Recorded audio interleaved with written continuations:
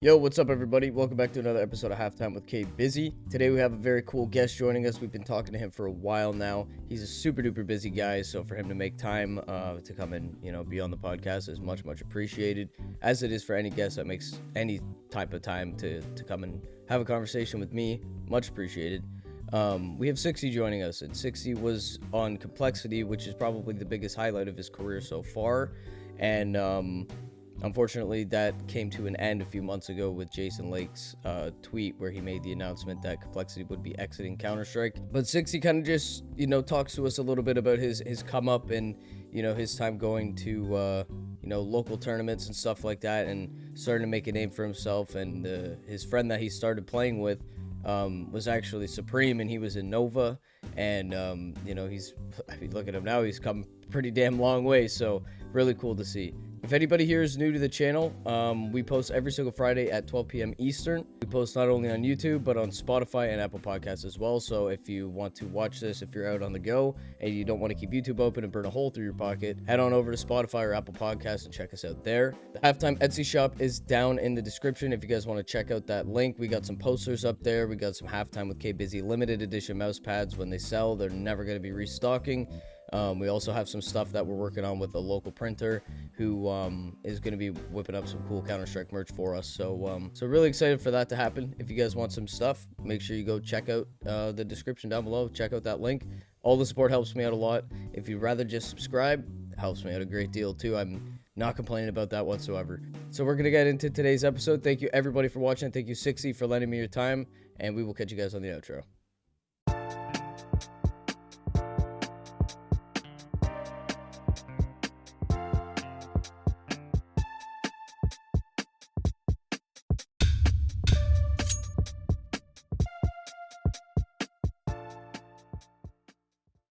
Yeah, that's fine.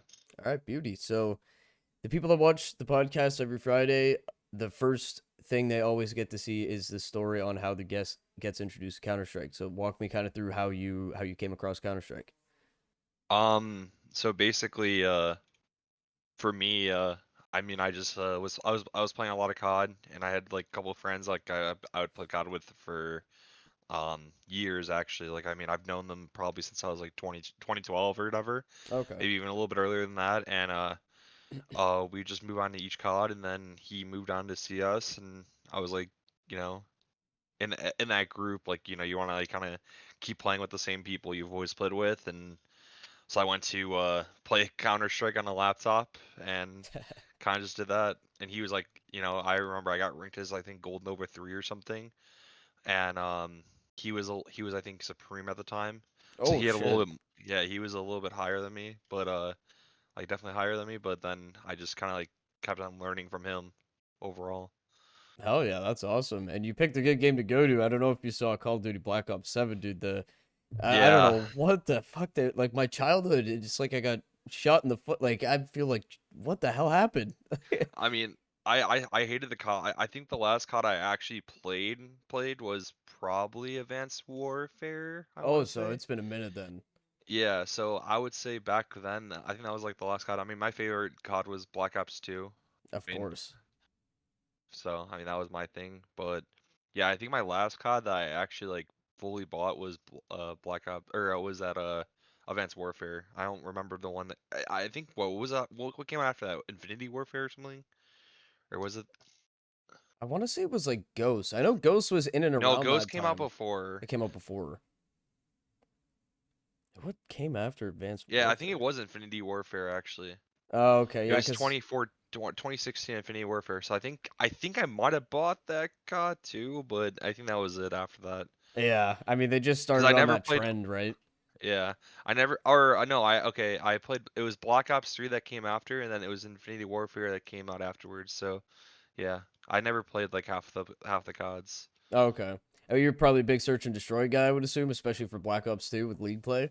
I had phases of when I was like hard grinding league play. Like I remember my one friend and I like the friend I was just talking about. We were really like. I mean, we both had scuffs. Like we were just Oh. tryhards. Um, I remember I was really into phase back then. I had a phase scuff controller. Like I was in so like with the whole sniping and trick shotting thing, I was in Obey Alliance, which was like a top team like back then. So it was I think how it went was like Soar, Obey, or it was Obey, Soar, and then phase. Oh And shit. so yeah, and then it was like Dare and a couple other teams like Era. Like I was in Era as well, but it was like I was like really into that, and then like sometimes I'd just get really into like like try harding and like league play and stuff.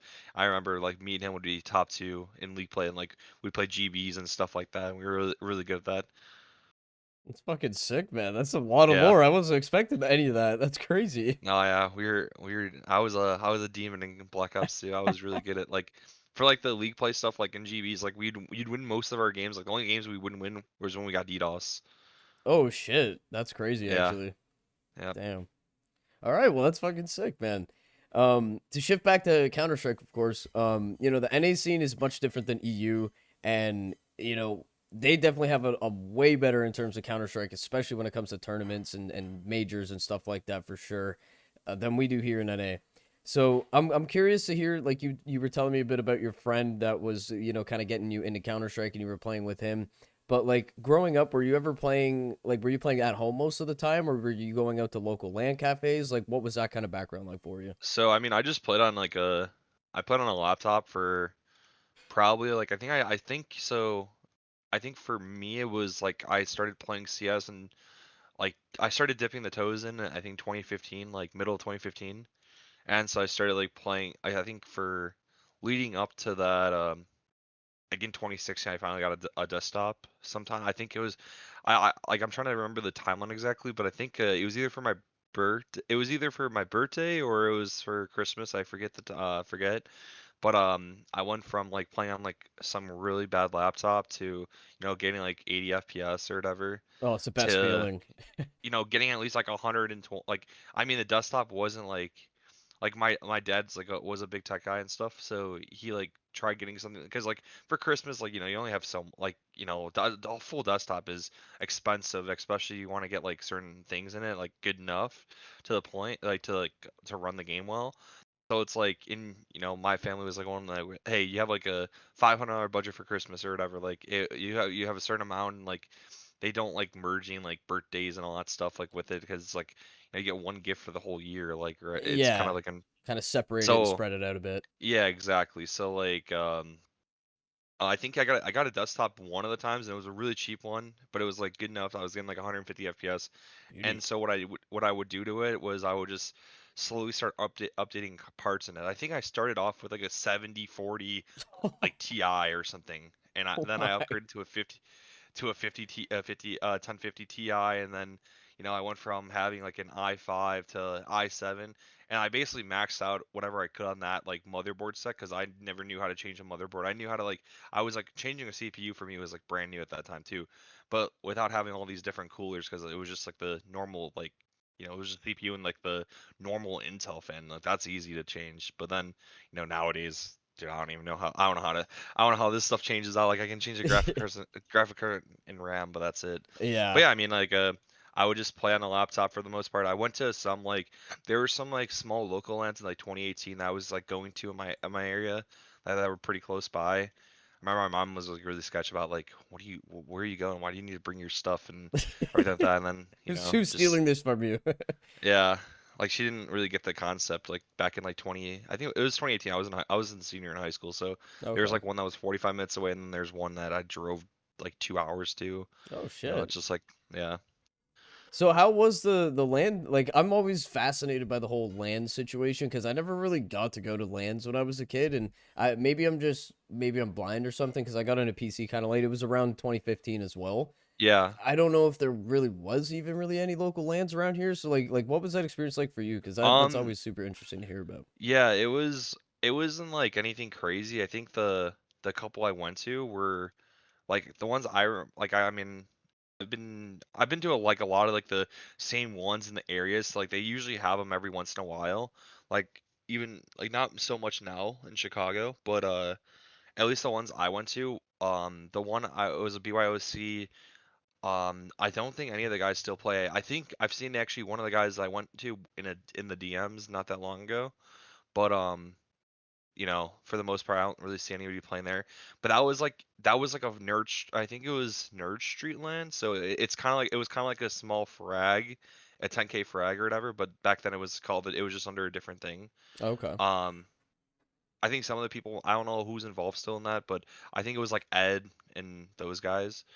And then the other ones I went to like I think the one of my like I think my second or third one I went to like the local ones because I went to it was one in Wisconsin, one in like my like area, and then there's one in like Kansas I went to, and the one in Kansas I think I was like 18 or whatever 19, and I was just completely farming. It was like me, J Chance, Retro Q, Renz, and I forget the other guy that or it was Kuba actually, Okay. and we played Mad Cow with when Mad Cow was playing still. It was like Mad Cow, Ben one like Ben Lee, Ryan, like some of those guys, and I remember I was just like completely owning, and it was like it was just like one of those things where it's like, oh, maybe like these guys are like premier players or like MDL players back then or whatever it was. So it was like cool like to see like the growth and like just seeing all of it how it was all going. And the feeling to just slaughter kids like that on a LAN, I mean, you jump in a game Yeah, of like competitive matchmaking. I have some of the clips still saved like because I remember like some of the clips were like actually like kind of insane, and so like I saved them or whatever. Yeah, I found the video actually. It was 2018 October 2018. That's when I recorded. So it might have been like it might have been like around that time, but I just remember I was just like I was opting at this line and it was like really it was just really insane. Like that team that back then that team that like we played was actually like it was filled with like basically players that were above me at that time.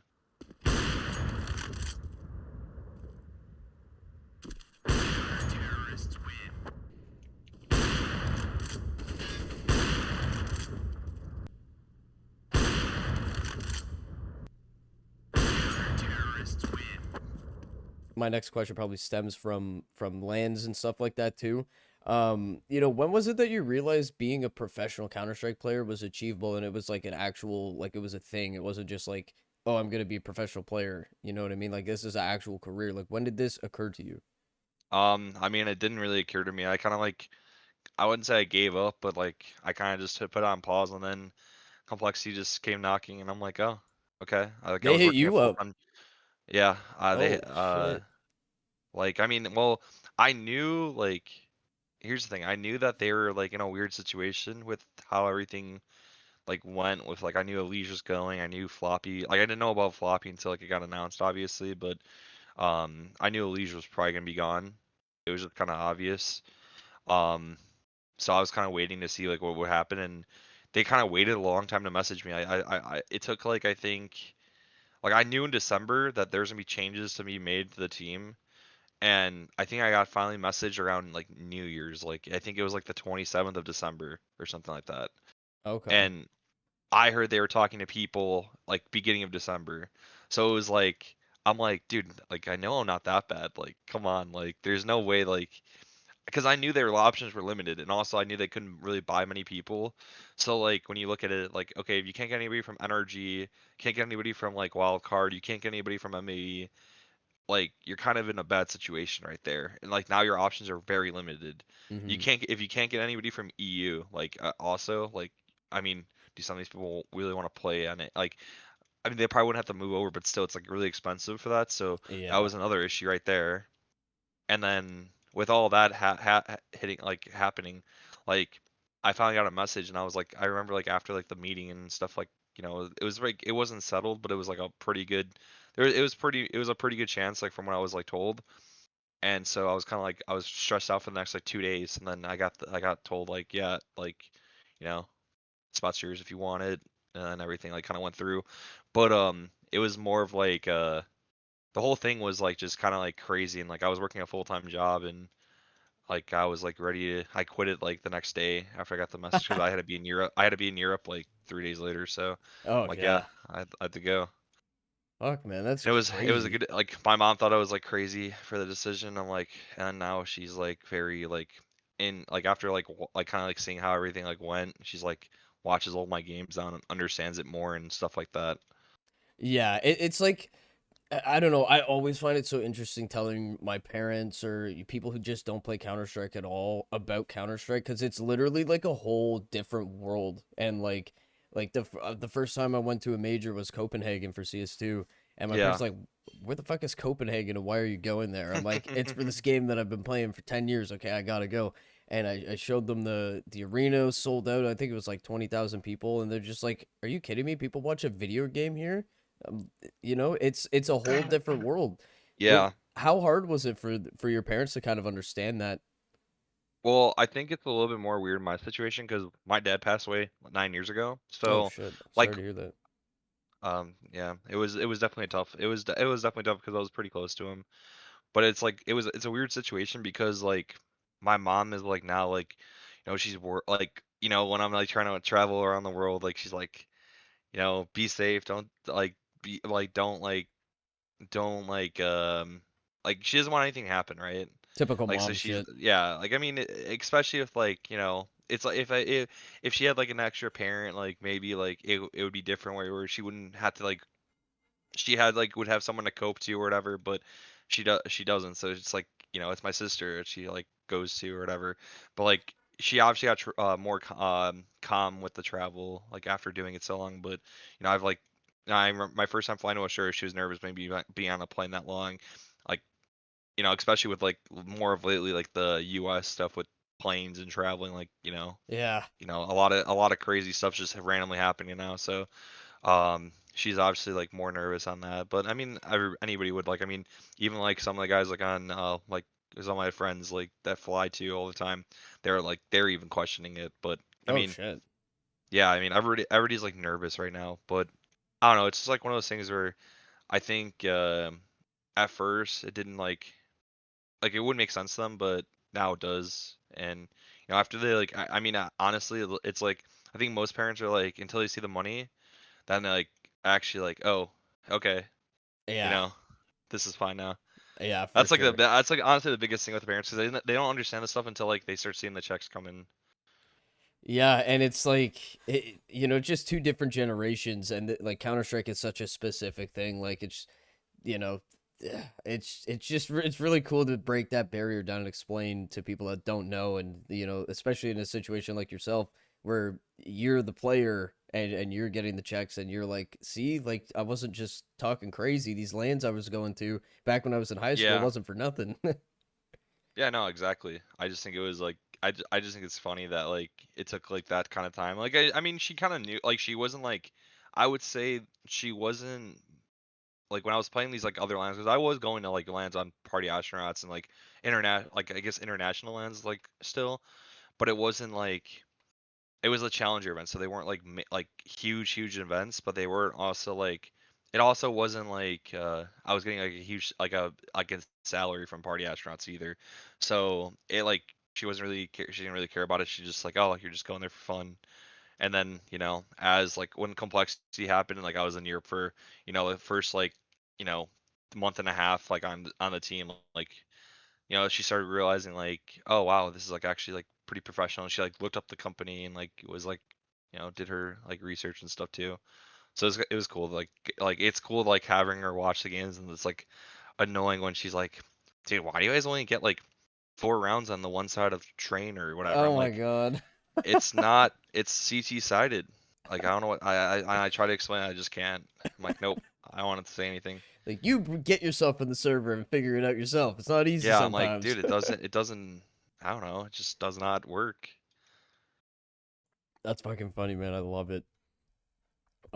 So a big part of today, of course, I want to talk about complexity because there's a couple different things that I thought was a little bit interesting. But Yeah. let's talk more about like you getting like they reached out to you and like what the hell were you thinking when you're like complexity? Like who was it, Jason Lake that I mean, reached out to you? no, it was Graham. I mean, Okay. I wasn't shocked. I was more shocked that it took so long. But like, though I was told like after on, like the reason why it took so long was because, I mean, Johnny was like, or JT was doing a lot of research with demos and stuff. Like he watched a million demos for NA, and like they've they've known me for a long time. Like the only person I didn't really know was like Halzerk, but like JT grew up in the scene with me. Like I'd played against him a million times. Grim, like I've known him for so long, and so it kind of like I've known them for a long time. They kind of already knew like what rules I played, and like they didn't really have to. They still watched some of my games, but they didn't like they'd have to like hardcore like do all this stuff because they already kind of knew me from the past. So that's kind of why they were like more focused on everybody else that they didn't know. You know, Okay. they're so that's like kind of that whole thing. But yeah, I mean, I wasn't shocked that there was I was expecting at least like a conversation. I didn't know if I was gonna get it, but I was expecting a conversation. But they didn't reach out for that like 20-day period or 25-day period because it's like, well, we already know. Like, I mean, I've had conversation like I had a conversation with Graham back at Yokaping 2024 that's saying like he didn't say straight out that like it could happen, but that there's like a conversation to be had because like who knows what happens in 6 months from now, like especially with the next player break, like they could be in a weird spot.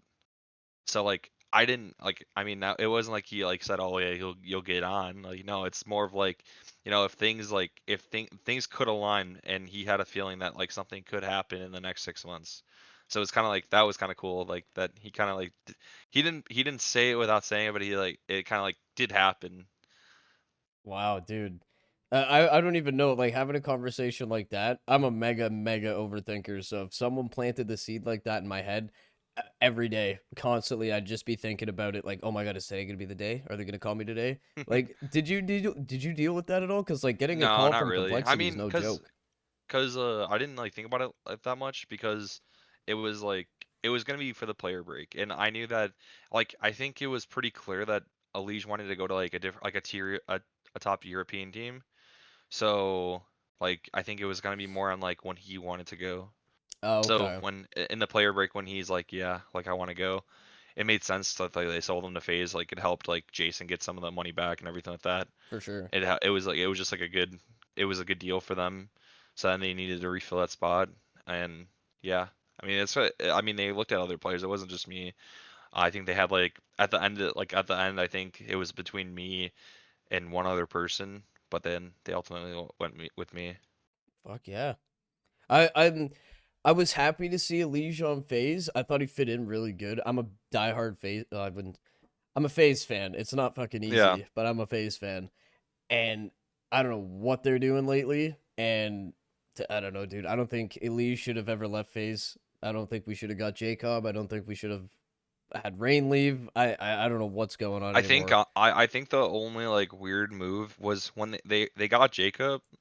Like I don't know. I think I actually I would have liked if they would have kept Marine for Jacob. Not like I just don't think Jacob's like I don't know. I think his individual skills like good, but he just hasn't like he just needs more time. But also they like looked so good with Rain at Pro League. It's like I was like thinking, oh maybe they just keep Rain, dude. Like Ugh. imagine And then his after like playing signature has a little sad face on it. I'm like, oh, come on, yeah. man.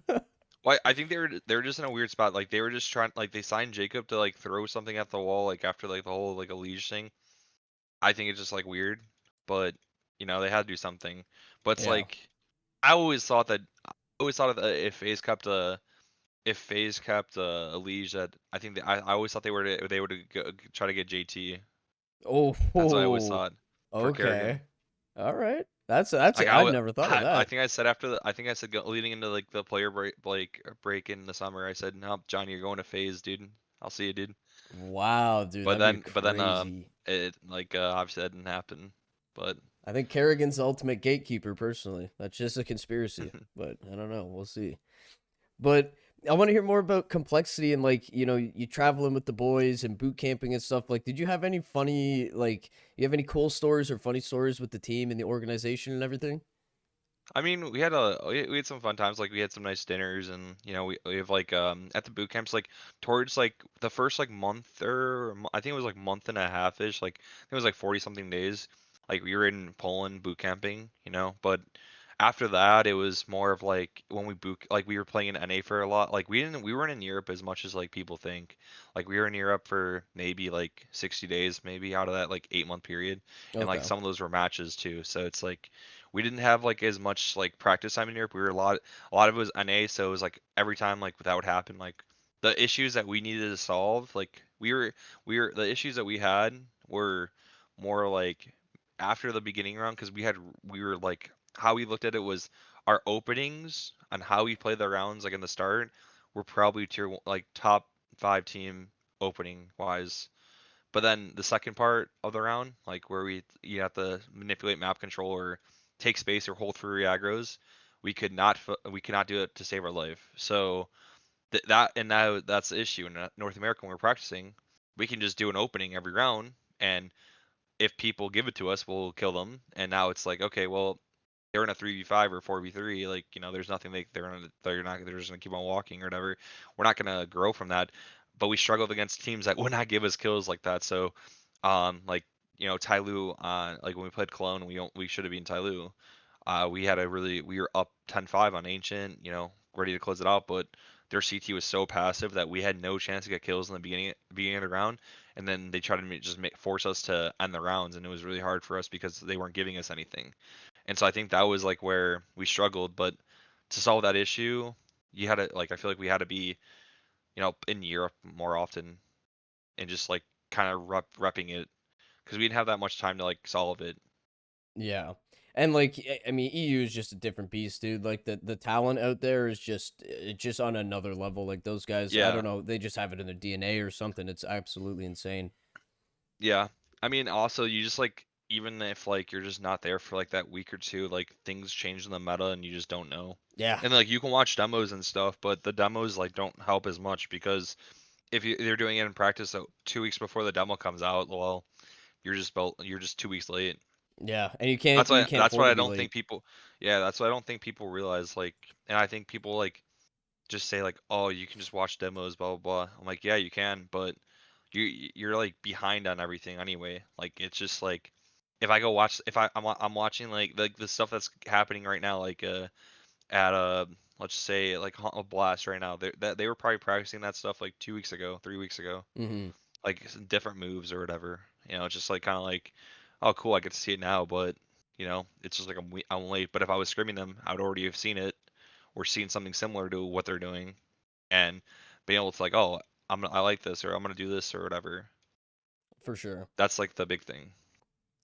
So then, of course, in August, Jason Lake goes to Twitter on the Complexity account and makes probably NA's biggest heartbreak video of all time, announcing that Complexity's departing from Counter Strike. I mean, this was obvious. It doesn't even need to be explained how detrimental this was to NA, and it was very damaging, and like it just sucked to see. I mean, Complexity's been around for so long at this point in esports, and like what kind of if you can I don't know what you can talk about and what you can't, so obviously you don't want to get yourself in trouble, but like how did this build up? Like how did you kind of find out? And I think did you know for a while, or did you just randomly one day just get the call? I found out by HLTV that like her. I What? mean, I found out by HLTV like with the whole passion thing. Um, I mean, I knew that they were in a weird spot, and I knew eventually something would happen. Um, they were pressure like so all the contracts were ending for like the other guys. In like Nick and I think our contracts were like a year, and then they had like a resign thing in them. But I guess like the issue was that they were stressed for time to like potentially like sell because of the fact that like if their contracts are all ending and they need to resign, like if they wait too long, they just won't resign. They can go wherever they want, and now you just like don't have a chance to sell them. So I think it was like, I think there's a mixture with that because like you might as well get whatever you can, but if you wait too long, now you can't get anything. Okay. So I think it makes sense like in that like they were kind of pressured to sell. I think at one point, I know they didn't. I know they talked to a lot of different organizations like to sell the whole team. And a lot like a lot of teams like at least in the NA region claim that they have money and they just don't. So Yeah. um It's I an mean I don't expensive thing, I man. Yeah, I mean, I don't know like all the details of the deal or any. I don't really know much about it. I just know that it was really fast. Like I think like on a Wednesday or Tuesday, they like started talking, and then like next thing you know, like I think on Thursday, that's when they started like doing negotiations for contracts and stuff. And then I found out like Friday morning, like about like on HLTV, and like yeah, Wow. I You didn't didn't because even it get a moved so call or it. an email? That's crazy. Well, it's because it moved so fast and it got leaked. Oh, So wow. it was like they like there was a conversation, I guess, like, and then like something it got leaked somewhere that like also I saw that Passion dropped their roster. I'm like, that's weird. Like, I wonder what they're doing. Yeah. And then next like 8 hours later, I saw like, oh, makes sense. I Like, was just like, how are they gonna yeah. pick up 4 people from Complexity and move them over here, and then they Well, I just think leave you? Like, that from shocked me. if it was like, who knows what would have been, what would have happened like back at like months but leading up. Because I mean that like last month I was playing pretty bad, but I wonder if like if I wasn't playing that bad and I was like playing like how I was in the middle of the season, if that would have happened, because maybe they would have kept the whole team. But like it also makes sense. Like they have some good, like Passion did have like good pieces on their bench. Like I think they have Demq still on their bench, and they had like Kivem, and like Kivem's supposed to be like a, you know, top talent. And then I mean you have Demq still on the bench too. So like Passion has it's they have a lot of good pieces still, like just kind of chilling on the roster. Like so I think it was more of a conversation where it was like if he wants to play if he wants to play, he can play, or he can stay on the bench. And I mean, who wouldn't want to take a free major spot? No, So fuck. Yeah. It, so it makes sense. yeah, for sure. I always thought that it was really weird to just single you out, from not getting moved over. I was always thinking like, obviously I don't feel like it would be personal toward your teammates, but was it ever just kind of like a what the fuck, like really? Like were you kind of Yeah, I mean, surprised? I would assume I so. was pretty surprised. I mean, but I wasn't. Like, I mean, I was playing bad enough to where I'm like, yeah, I mean, something needed to change. But like, we were all struggling too, so it wasn't like just me. It was. I think Nick was like playing the best at that time. Like he was like he was owning, and we were all like, all four the other four guys were struggling, and it was like pretty obvious. Like so, I think that was like the big thing. Something needed to change. That was a change, and yeah, I mean, I don't really know like many details about it. I just know that it kind of happened really fast, and it wasn't like it was planned. It just kind of just happened that way. And I mean, if who knows if like he would have said no, I could have been transferred too. Who knows? Mm-hmm. That's how at least I saw it in some podcasts. Like I think the assistant coach did a podcast, and I've heard like small things too. Like that's how I've heard of it. It could be obviously different. I'm not sure, but yeah. Okay. Well, But there was no like I mean I was pretty like obviously I was pretty upset with like the guys with how it all like how it all went, especially with like how I found out. so But like abruptly. I still talk to them now. Like I mean it's kind of like more relaxed. Like I probably talk to Johnny and Mike still a good amount. Like Nick sometimes. I talk to Hulkon a little bit, but not much. But I talk to like Mike and I would say Mike and Johnny like most. Okay. Okay. And I want to talk about I just have one more question surrounding complexity, and then I want to talk about your newfound success, which things seem like it's going pretty good there, post complexity.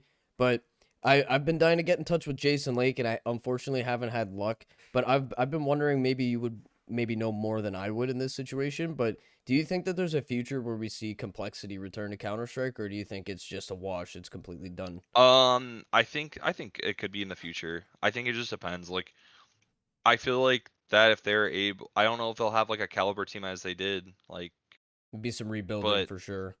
they could definitely like rebuild later on. Like who knows? Like I think the big thing is like what laws changed too for gambling sponsors. That's another big Yeah, thing. So who knows what like if it becomes federally like legal or whatever the situation is, that could definitely influence a lot of different things. absolutely. Okay. So I think it's a mixture of a couple things, but yeah.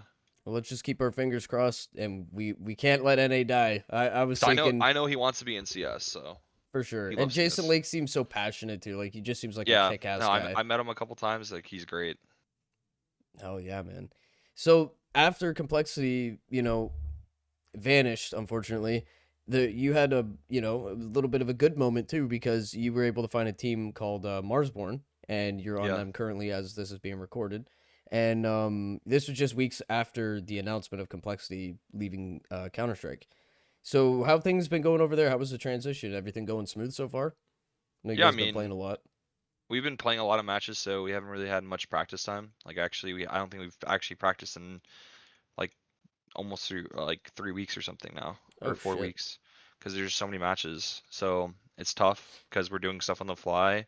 I mean, we were able to practice like I think it was like 15 days or something like that. So like we have enough, but it's like getting like people are starting to like catch on what some of the things we do. So just gotta we'll have time to practice now, like after like the next couple of events. So yeah, I mean once we do that, we'll be good. I think it'll be a lot better. And then yeah, I mean we've been playing really well in NA. I think we've won like a couple. I think we finished second. We won two like a Mythic Cup. I think we won a Dust 2 Cup, and then we finished second in Challenger. Like I mean we've had a lot of like top, you know, four things or top three things. So I'm happy with how everything's progressing. Oh I yeah. know the other guys are too. So yeah, it's been going well. Fuck yeah, that's awesome. And I've always been curious about this. Like, how is it when you're established? I mean, you were on complexity for what, 7, yeah, like roughly 7 months. So Yeah. once you're so deeply rooted in with your team and you're traveling together and you guys are like, really, really close, and you have to uproot, especially how it was with you in complexity, which is so abrupt and just, you know, right now is when it ends, and you got to depart ASAP.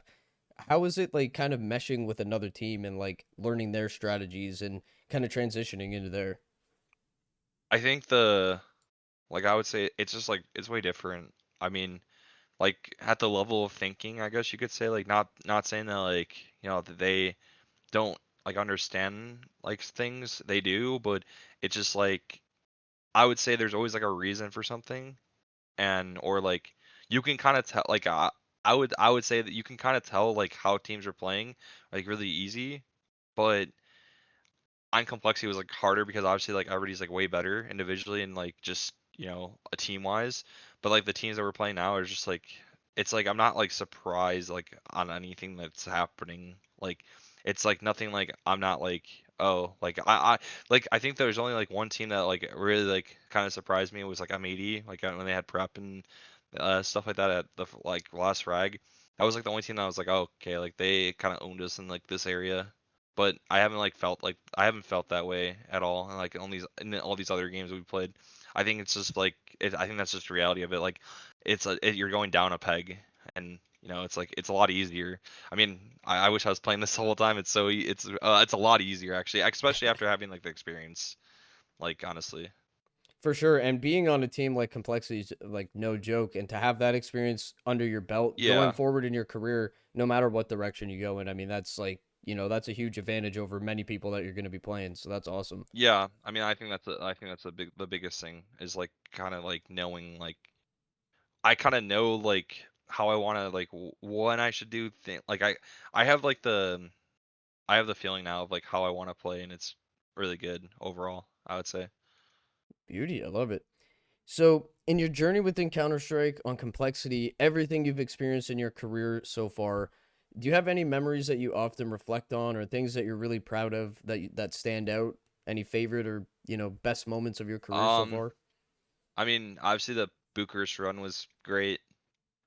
When we taught the top four finish, like I mean, I wish we were able to like looking back, I wish like the only thing that I kind of like wish on the Bucharest run, it was a great run.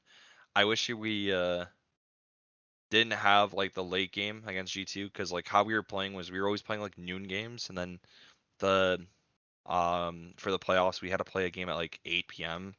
So like our schedules were just so messed up from that. Oh yeah. I'm gonna use that as my cope because G2 did own us anyway, but um it was just one of those things where it's like we were waiting for so long, like I don't know, like I wanted to just to play. I think we were playing a lot of early games at that period of time, so like having like a super late game like kind of just messed us up, I think. But I mean, we still had a really good result. We beat a lot of good teams, so I was happy like overall. All right, awesome, man. Well, that was the last question I had for you. For the last part of the interview, I always like to do a little, shine the spotlight over on the guests. So, if there's stuff you got planned with Marsborne, if there's anything special that you're doing that people should know about, any shout outs that you want to give, whatever the case may be, the floor is yours. Um, yeah, I mean, Marsborne's been. I think we're going to the next couple of frags, and we're going to LAN. We're going to the frag in Miami after New Year's. So they're doing a lot in the NA scene so far, and they're really good org overall. I'm pretty happy with like how with the guys involved with the org and just how they've like handled stuff. It's pretty good overall. I like the idea like they have with like kind of like they want to just be like they want to have a lot of content in the scene because like obviously content creation is like the growth or whatever. So it's like really cool like having that like presence. I think that's like they're pushing for that. I mean, we all stream on the Marsborne channel like once a week for a couple hours. So I mean, we've been trying to grow the channel a lot and doing that. So that's pretty dope. Um, say like I'm putting a lot of time in like with DMing and demo a lot, like doing like the normal things. But I've been like we've always had like the at least on complexity and like what I've always been told was like you don't want to over DM, but you want to like find the nice spot. But like I've been just doing like different like routines for aim training, like been watching demos, doing all the normal things. I think it is funny. Like a tweet, I think I put a tweet out like about like my like stats on like the DM, and someone goes like, "Oh, that's your fucking job." I'm like, it is your job to DM, but it's not like I think people get the wrong misconception of your DM you're usually doing it like for a little bit. You're not usually doing that much You're probably not playing of DM it. for like a couple hours or something. Like I that's mean, crazy. you're playing usually DM maybe like to warm up. Like, I think that's like the big thing. You're using it as a warm up before like whatever you're playing. You don't use it. You're not using that to like necessarily sharpen your aim. You're using it just to warm up a little bit. And like maybe it does sharpen you up like an extra 5%. But it's not like I think people like think that it's like oh my god, like you should be DMing. Like no, it's like some people like maybe not like they don't like DM, they like shooting bots instead. Like I mean, Just some getting of the my blood teammates pumping. rather do bots. Yeah, you're using it to like you're not gonna usually get better.